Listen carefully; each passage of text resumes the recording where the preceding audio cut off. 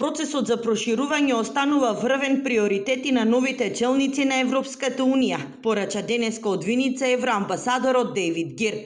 Според него, во моментот постои огромна можност и Македонија треба да ја искористи, но и порешително да се движи кон евроинтегративниот пат.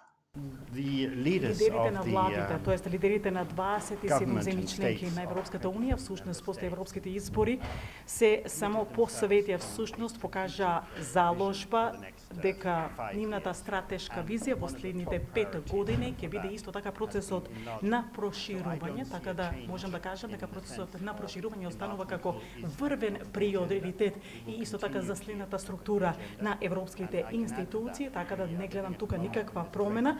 Шефот на делегацијата на Европската Унија денеска ја посети Виница, а со градоначалникот Миле Петков разговараа за економските можности и природниот потенцијал со кој располага градот. Посебен акцент беше ставено на проектите финансирани со европски средства. Тука би ги спомнал регионалниот систем за управување со отпад, односно изградба на регионална депонија во источниот и североисточниот регион, потоа реконструкција на главниот колектор и секундарната канализациона мрежа и поврзување со пречистителна станица за отпадни води, како и изградба на атмосферска канализација во централното градско подрачје на Виница.